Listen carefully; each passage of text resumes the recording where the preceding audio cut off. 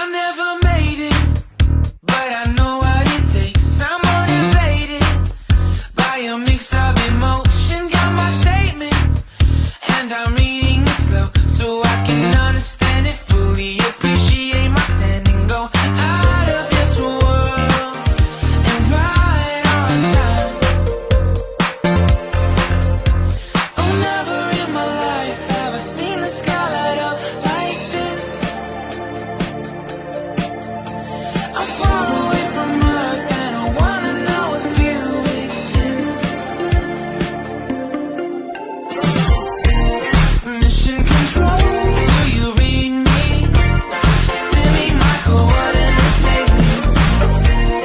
Mission control, am I drifting? Tie me to someone who will love me. Yeah, wait, I think I'll last a bit longer. Find another. Welcome everyone to another Ref Brandon and the Todd Family YouTube video. Wherever you are, whatever you may be doing, thank you so much for making Ref Brandon and the Todd Family a part of your day. We always greatly appreciate it. I apologize for the sun beaming through my beautiful bald head here on this Wednesday, but it is a bright, beautiful, sunny Wednesday here in the South. And since it is Wednesday, it's time for another weekly Top 10 countdown. And I was honestly not sure what direction I was going to go with this week's Top 10 countdown until yesterday morning. And on Tuesday morning, I decided that since it was NBA playoff time, that I would do a Top 10 countdown based on the NBA. This week's Top 10 countdown comes to us courtesy of the website StadiumTalk.com, and it is the top 10 best all-time clutch players in NBA history, and it does go back a long way. And I will give you the countdown here in a couple of minutes, but before I get into it, let me say I've only got two issues with the countdown, and it's nothing personal against anybody on this list because everybody on this list was great in the playoffs. But this list is only counting your playoff numbers and what you did in the playoffs. To me, you can be clutch even if it's the regular season. For example, if you're an NFL fan, whoever your team is, if it's the last game of the regular season and your team is not going to win a wild card, they have to win the division to make the playoffs, and you're down by 2, and you're on the 25-yard line of your opponent, and the coach calls timeout with 4 seconds to go to send the field goal kicker out, and if he makes it, you win the division, you go to the playoffs. If he loses it, you go home. If that kicker makes that 43-yard field goal, to me, that's clutch. It might be regular season, but it's still clutch.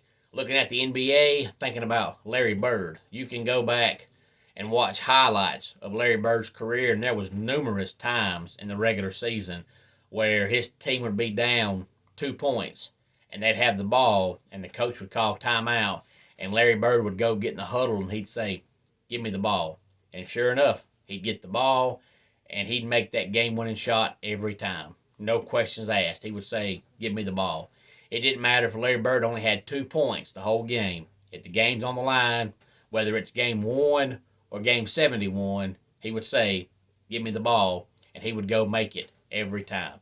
Even though it's regular season, to me, that's still clutch. When you want the ball to give your team the victory late in the game and you come through, that's clutch.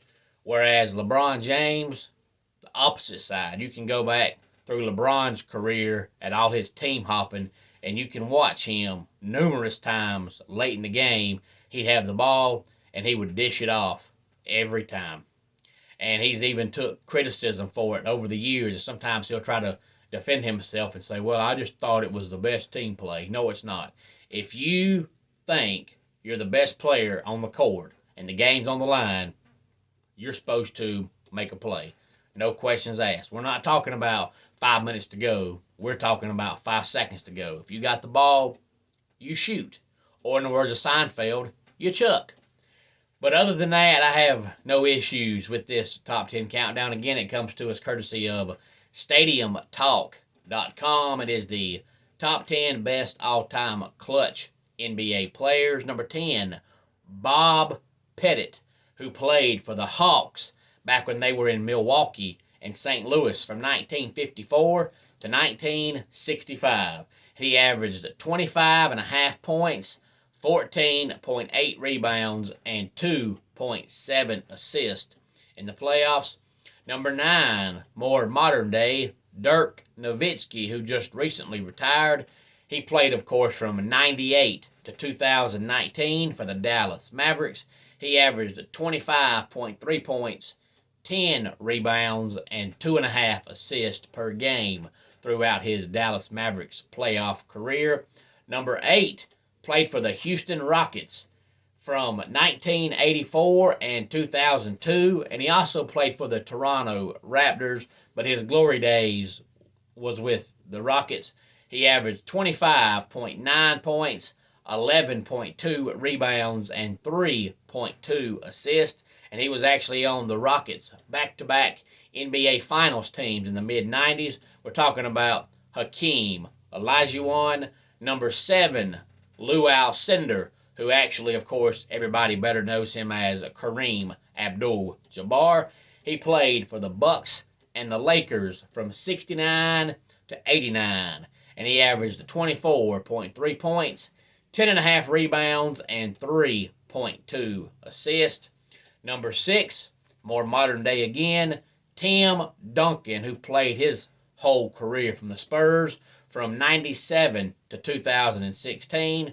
He averaged 20.6 points, 11.4 rebounds, and 3 assists a game for the Spurs. And of course, they won a buku of NBA Finals when they had Tim Duncan and David Robinson on their team.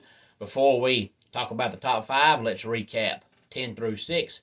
This is top 10 best all-time clutch NBA players according to StadiumTalk.com. Number 10, Bob Pettit. Number 9, Dirk Nowitzki. Number 8, Hakeem Olajuwon. Number 7, Kareem Abdul-Jabbar. And number 6, Tim Duncan. Number 5, Magic Johnson, who played from 79 to 91 and then came back and played from 95 to 96. He averaged 19.5 points, 12.3 assists, and 7.7 rebounds.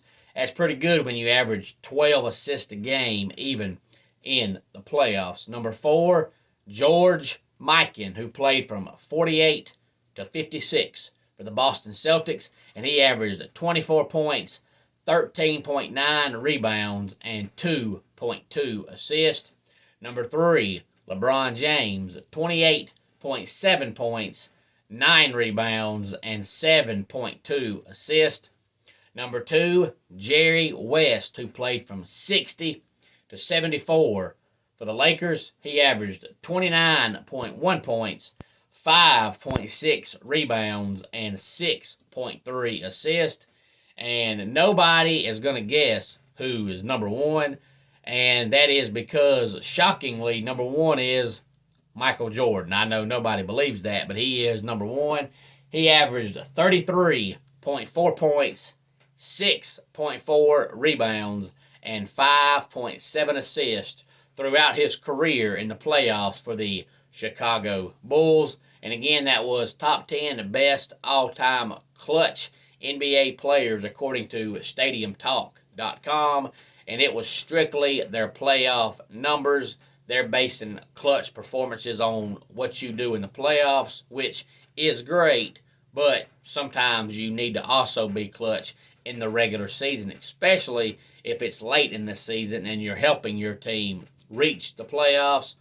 Any thoughts on this countdown? Please feel free to let me know. Of course, we do a top 10 countdown each and every Wednesday here on the channel. If you have any ideas for a future top 10 countdown, please feel free to let me know. You can comment anytime you want to. And for those of you who are friends with me on Facebook, you can also message me on Facebook at any time if you have any ideas on a future top 10 Countdown, we talk about anything in the sports world and really anything as far as entertainment news, whether it's music, whether it's movies, TV shows, anything like that. Just please, please, please, no politics. I do not discuss politics. Let's go ahead and get our dad joke of the day in here. What do you call someone who's allergic to burnt bread? Lactose intolerant. And that wraps it up for today's Ref Brandon and the Todd Family YouTube video. Until next time, it's Ref Brandon saying, just like in pro wrestling, life can be over by the count of 3. Tell your friends and family how much you love them. Bye.